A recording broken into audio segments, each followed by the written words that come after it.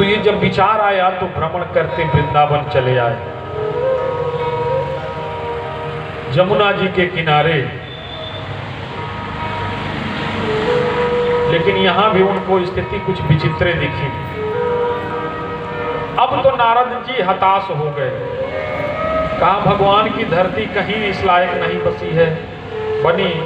बची जहां हम जैसों का प्यास शांत हो जाए। नारद जी चलने ही वाले थे, उनके कानों में किसी आवाज की आहट आई। नारद जी मुड़ के देखे तो एक स्त्री जो है अपने 2 पुत्रों को, जो पुत्र जीर्ण शीर्ण अवस्था में थे, लेके विलाप कर रही थी और उस महिला को बहुत सारी स्त्रियां घेर के बैठी थी।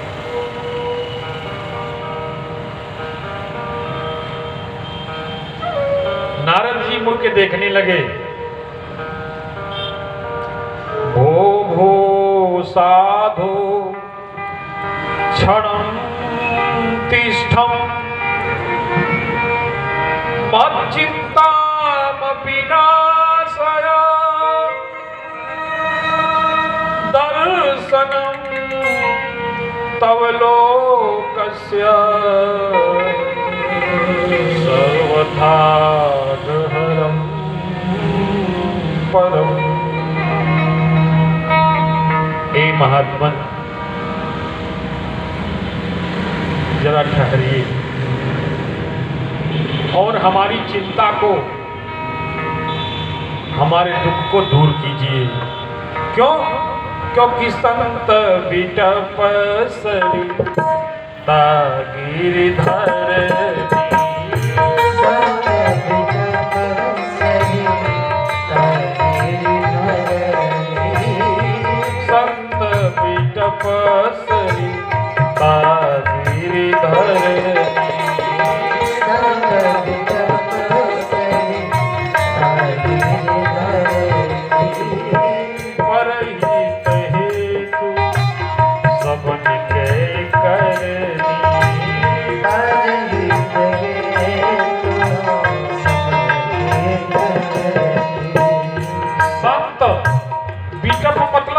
होता है, सरिता मतलब नदी होती है, गिरी मतलब पहाड़ होता है और धरणी मतलब धरती होती है।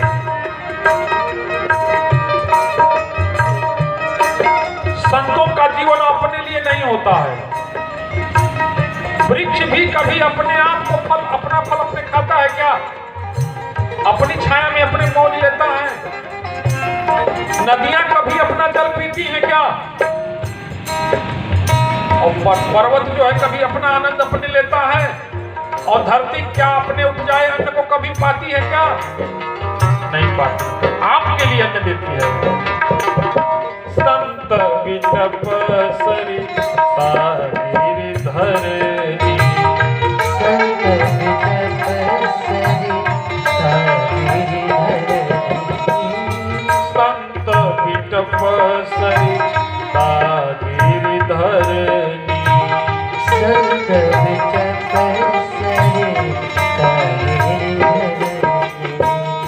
परहित हेतु सबन के करे।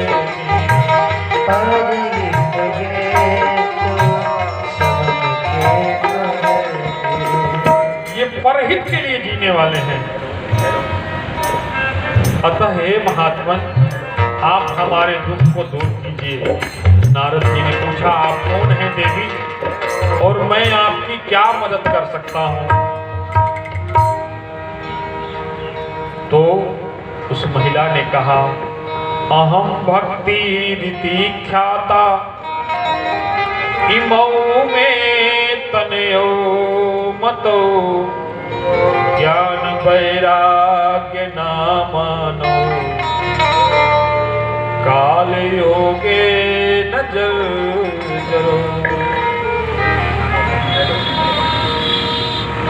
प्रभु जी, हे महात्मन, मैं भक्ति हूं और ये जो हमारे नजदीक में जो पड़े हुए बुजुर्ग दिख रहे हैं आपको, अस्वस्थ, ये दोनों हमारे पुत्र हैं।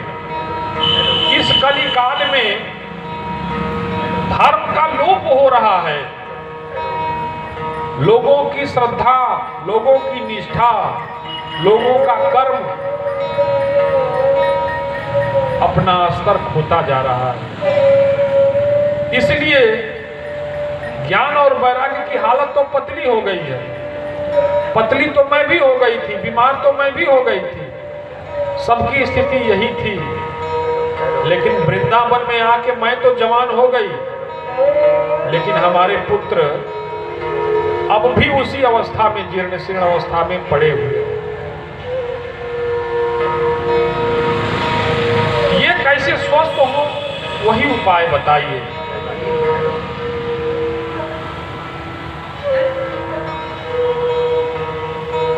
तो नारद जी ने कहा कि हे देवी, आप पहले ये बताइए कि आप वृंदावन कैसे आ गए? आपके मन में वृंदावन ही आने का विचार क्यों आया? तो भक्ति ने कहा कि उत्पन्ना द्रविड़ेशाहं वृद्धिं कर्नाटके गता क्वचिन्क्वान् महाराष्ट्रे गुर्जरे जीर्णतां गता। मैं द्रविड़ प्रदेश में उत्पन्न हुई, कर्नाटक में पली बढ़ी, कहीं कहीं महाराष्ट्र में मुझे बहुत आदर सम्मान मिला, लेकिन गुजरात में आते आते हमारी हालत खराब हो गई। मैं वहां आके बूढ़ी हो गई। मैं तो हुई ही, हमारे ये दोनों जो पुत्र हैं ज्ञान और वैराग्य, ये भी इस अवस्था में आ गए। तो मैं स्वस्थ होने के लिए सारे तीर्थों का भ्रमण की, लेकिन हर तीर्थ की स्थिति बहुत बदतर दिखी। आश्रम पर लिखा था मौनी बाबा। हमने सोचा कि तीर्थों में तो नहीं, चलो आश्रमों में ही चलते हैं। मौनी बाबा आश्रम का बोर्ड पढ़ के हम अंदर गए। अंदर गए तो वहां बच्चों का शोर, लोगों का शोर। हमने कहा कि आश्रम का नाम है मौनी बाबा आश्रम, और यहाँ पर मौन कोई है नहीं।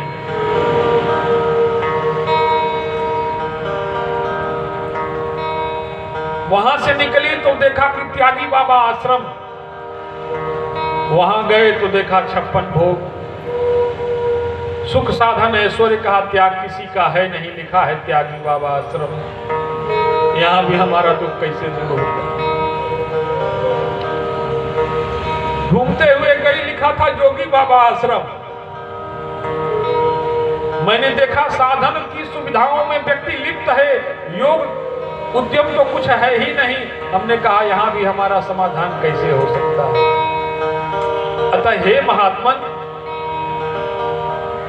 दुनिया से मैं हारा तो आया तेरे द्वार, यहाँ से भी घर हारा कहाँ जाऊंगा सरकार। दुनिया से घर हारा तो आया तेरे द्वार, यहाँ से जाऊंगा सरकार। दुनिया से मैं हारा तो आया तेरे द्वार, यहाँ से भी घर हारा कहाँ जाऊंगा सरकार। दुनिया से मैं हारा तो आया तेरे द्वार, यहाँ से भी घर हारा जाऊंगा। अतः इसी अभिलाषा से हे महात्मन, मैं आपकी शरण में आई हूँ। आप हमारे दोनों पुत्र जैसे स्वस्थ हों, वह उपाय बताइए। नारद जी ने गीता का पाठ किया। पुत्र ज्यों के त्यों पड़े रहे। फिर थोड़ा कीर्तन किया। ओम नमो भगवते वासुदेवाय। ओम नमो भगवते वासुदेवाय। ओम नमो भगवते वासुदेवाय। ओम नमो भगवते वासुदेवाय। ओम नमो भगवते वासुदेवाय। ओम नमो भगवते वासुदेवाय। ओम नमो भगवते वासुदेवाय।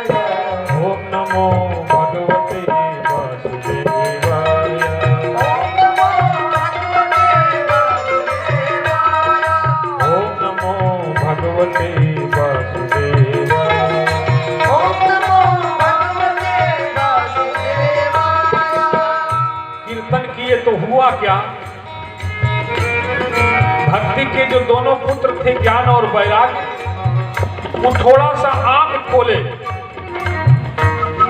शरीर में थोड़ी हलचल हुई, वैसे ही जैसे पानी का छींटा मारो तो कोई आंख खोलता है फिर चला जाता है मूर्छा में, वैसे फिर मूर्छित हो गए।